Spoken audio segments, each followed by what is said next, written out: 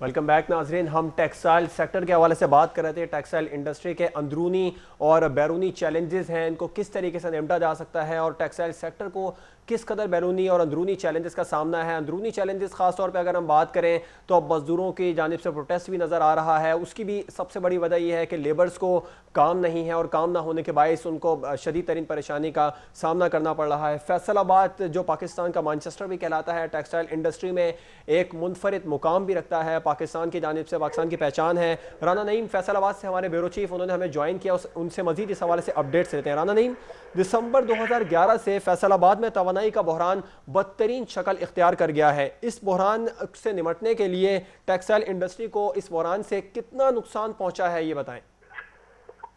जी जनाब, देखिए Faisalabad textile industry का बहुत बड़ा मरकज है।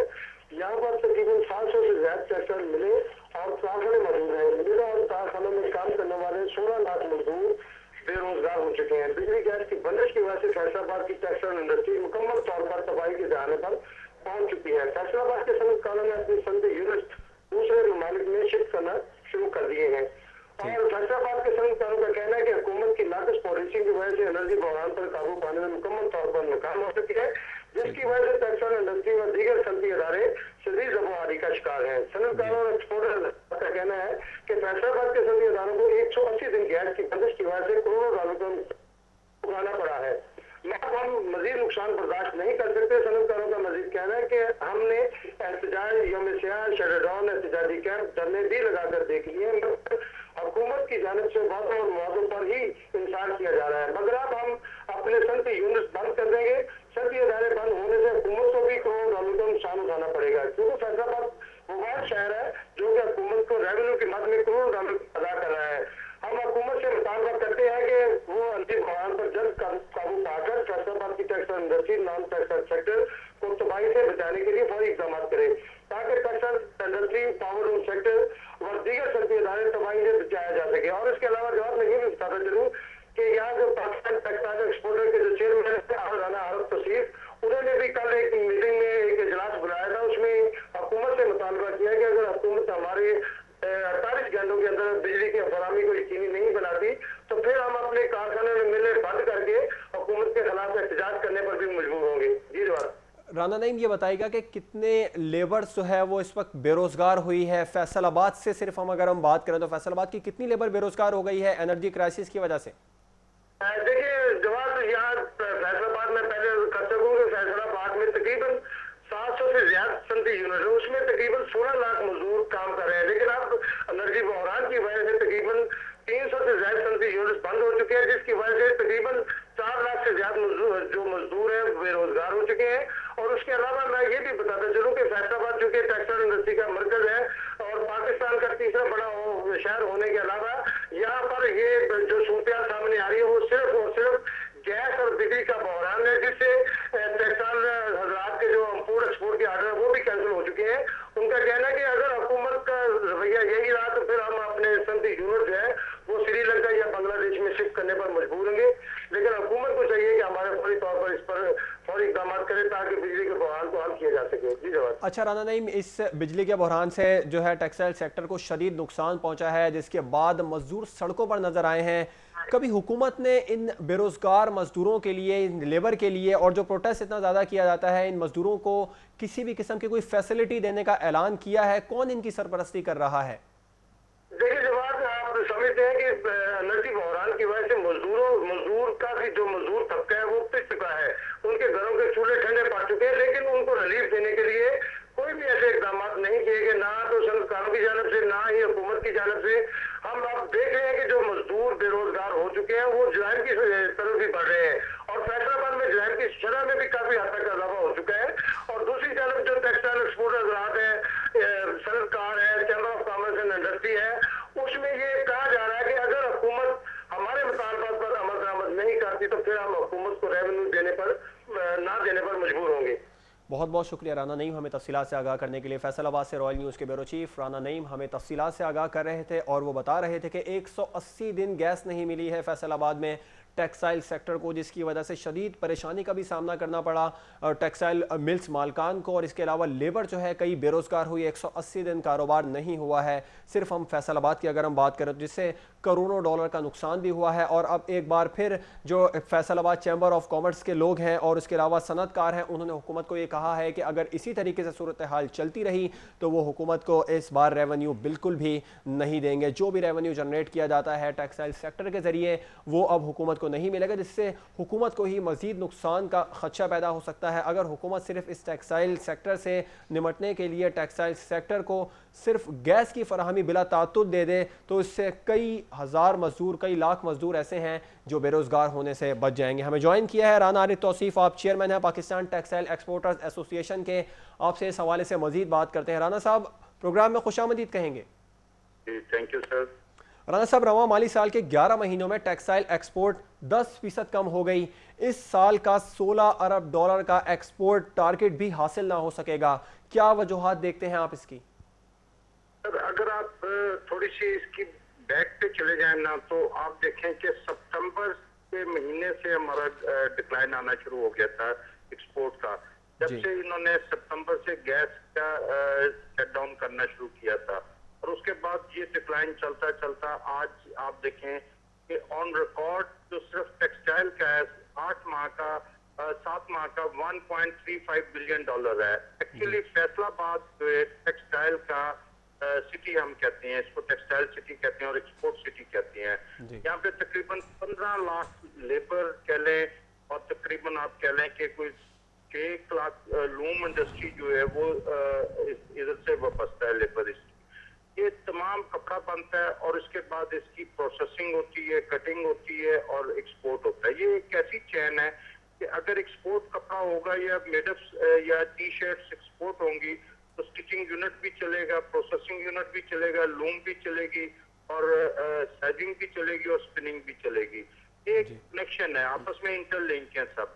इसकी वजह से हमारा डिक्लाइन आना शुरू हो गया। अब जो वेरी अनफॉर्चुनेट तो अभी 5 दिन इन्होंने किए, जिस महीने आप बता रहे हैं अप्रैल में जब 5 दिन इन्होंने गैस की किए तो मई में शदीद बुरहान शुरू हो गया इसका इलेक्ट्रिसिटी का। अब जो इलेक्ट्रिसिटी लूम इंडस्ट्री के लिए इलेक्ट्रिसिटी चाहिए होती, अब जब कपड़ा नहीं मिलेगा तो एक्सपोर्ट क्या होगी और प्रोसेसिंग क्या होगी? ऑटोमेटिक प्रोसेसिंग यूनिट भी बंद हो जाएंगे, एक्सपोर्ट भी कम हो जाएगी। ये एक आपस में लिंक है। ये ऐसी वजूहत हैं। अभी बड़ी हाई प्रोफाइल मीटिंग हुई थी जिसमें फाइनेंस मिनिस्टर साहब भी बैठे हुए थे। मैंने उनसे ये रिक्वेस्ट की थी, हमें खुदा का वास्ता है, हम आपसे कोई एक्स्ट्रा पैसे नहीं मांग रहे, कोई कुछ नहीं कर रहे, हमारी सिर्फ 3 डिमांडें हैं, आप मेहरबानी करके वो पूरी कर दें हमें। एक नंबर 1 है एनर्जी क्राइसिस, हमें आप एनर्जी पूरी कर दें। महंगी सस्ती इशू नहीं है, पूरी कर दें आप, मेहरबानी करें और लेवल प्लेइंग फील्ड के हिसाब से करें कि दुनिया में हमें महंगी ना हो। नंबर 1। नंबर 2, हमने उनसे रिक्वेस्ट की थी 4 साल के हमारे जो ड्यूटी ड्रॉबैक्स हैं या R&D रिफंड हैं या लोकल ड्यूटी ड्रॉबैक रिफंड है वो रुके हुए हैं, तो अरबों रुपए में है। 18 अरब तो सिर्फ लोकल ड्यूटी ड्रॉबैक में है और अरबों रुपए हमारे जो उनसे कस्टम डिबेट्स में रुके हुए हैं, जो हमें इस टाइम फाइनेंशियली क्रंच में हमें हेल्प आउट हो जाएगा।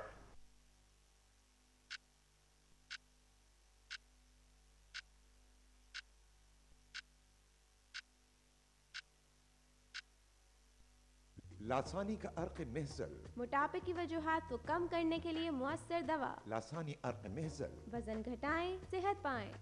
अब जदीद प्लास्टिक लेबल और मुकम्मल मालूमाती लिटरेचर के साथ लासानी टीवी पे राना साहब हमें सुन पा रहे हैं?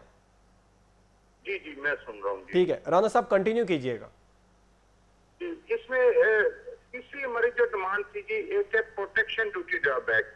हमने उनसे रिक्वेस्ट की थी वो प्रोटेक्शन ड्यूटी ड्रॉबैक एक्सपोर्ट जो होती है वो 0 रेटेड होती है। जब 0 रेटेड होगी दुनिया में हम मुकाबला कर सकते हैं अपने कॉम्पिटिटर का। आप हमें वो प्रोटेक्शन ड्यूटी ड्रॉबैक मेहरबानी करें दें जो पिछली गवर्नमेंट ने दिया था। अगर आप हमें नहीं देना चाहते, हमें कोई ऐसी जरूरत नहीं है, लेकिन जिसको बचाने के लिए आपने प्रोटेक्शन लगाया हुआ है 10% जिसमें फिलामेंट जान है, प्लास्टिक सोडा है, हाइड्रोजन है, पॉलिएस्टर फाइबर है, रोटी स्क्रीन हैं, डाइज एंड केमिकल वगैरह वगैरह जो भी हैं, आप या तो वो ड्यूटी उठा लें हम ताकि इंपोर्ट करके अपने कंपटीशन में आ जाए। तो इस साथ से ये तीनों बातें अभी तक हमारी पूरी नहीं हो रही। हम बड़े सख्त परेशान हैं इस टाइम मतलब है कि जो एक्सपोर्ट का डिक्लाइन भी हो रहा है, अगर मैं गारंटी करता हूँ कि ये हमारी 3 जायज डिमांड पूरी कर दी जाए, यानी हमारे पैसे हमें वापस कर दें मेहरबानी करके जी और अपना एनर्जी हमें पूरी कर दें, तो जी मैं आपको गारंटी करता हूँ इस बात की कि अपना जो एक्सपोर्ट्स हमारी इस टाइम डिक्लाइन जा रही है, तो $2 बिलियन या $3 बिलियन का आप समझ जाएं कि इस साल के एंड में डिक्लाइन है। मैं गारंटी करता हूं कि ये $3 बिलियन भी हम पूरा करेंगे और $3-4 बिलियन एक्स्ट्रा भी कर देंगे। ठीक है। तो हमारे पास इंफ्रास्ट्रक्चर मौजूद है इस टाइम ना। जी अच्छा राना साहब, टेक्सटाइल इंडस्ट्री ने कुछ शरह सूद की बात करते हैं, शरह सूद में कमी करने की बारहा दरख्वास्त दी है, लेकिन हुकूमत की जानिब से शरह सूद में कमी नहीं की गई। मुल्क की माशी हालात भी इसकी इजाज़त नहीं दे रहे हैं। शरह सूद की ज्यादती के बाइस ना नए मनसूबे लगे हैं और ना हमारी मसनूआत की कीमतें कम हुई हैं। इसका क्या हल है? देखिए, कोई भी इंडस्ट्री लगानी हो आपने, ना टेक्सटाइल नहीं, कोई भी इंडस्ट्री हो, उसके लिए एटमॉस्फेयर बहुत अच्छा देना पड़ता है और फैसिलिटीज देनी पड़ती। कोई भी इन्वेस्टर होगा, जब तक आप उसको अच्छी फिजिबिलिटी नहीं देंगे, अच्छा एटमॉस्फेयर नहीं देंगे, वो काम नहीं कर सकेगा। अगर काम करेगा तो फ्लॉप हो जाएगा। मेरा सोच नो डाउट ये आप भी समझते हैं, इन्फ्लेशन जो है इस टाइम चल रही है, जितने ये नोट छपी जा रहे हैं, ये गलत ट्रैक पे चढ़ गए हैं। गवर्नमेंट हमारी इसको चाहिए हमारी एक्सपोर्ट को बढ़ाए। आप यकीन माने, ये उल्टी सीधी स्कीमों में पैसा लगाने की बजाय कोई एनर्जी की तरफ लगा दें और एक्सपोर्ट बढ़ाने की तरफ लगा दें। ये जो $2-3 बिलियन आप आज बात कर रहे हैं कि हमारी एक्सपोर्ट कम होती नजर आ रही है, अगर आप खुद सोचें कि $5-6 बिलियन आपका घर का बंदा आपको ला के दे सकता है, जिससे लाखों करोड़ों मजदूरों का रोजगार है, खुशहाली का पहिया चल सकता है। मैं परेशान हूँ कि ये गवर्नमेंट इस साइड पे क्यों नहीं सोच रही है। वो काम करें जिससे को बेहतरी की साइड पे हम आ सकें। तो अगर ये कर देते हैं तो हम बहुत अच्छे जा सकते हैं। और एक्सपोर्ट का जो सा मार्कअप की बात कर रहे हैं, इन्फ्लेशन जो है, इसको जब तक ये कंट्रोल नहीं करेंगे, या एटलीस्ट जो सा एक्सपोर्ट सेक्टर है उसमें मार्कअप पिछली गवर्नमेंट भी देती थी, एक्सपोर्ट के लिए फैसिलिटेट करती थी, 5-7% अपने पास से देती थी, वो भी नहीं ये दे रहे हैं। मतलब है ये एटमॉस्फेयर ही नहीं क्रिएट कर रहे हैं कि जिससे एक्सपोर्ट हमारी बढ़ सके। और टेक्सटाइल एक ऐसी एक्सपोर्ट है जिसका इंफ्रास्ट्रक्चर हमारे पास है, इस पास से 60% हम एक्सपोर्ट कर रहे हैं।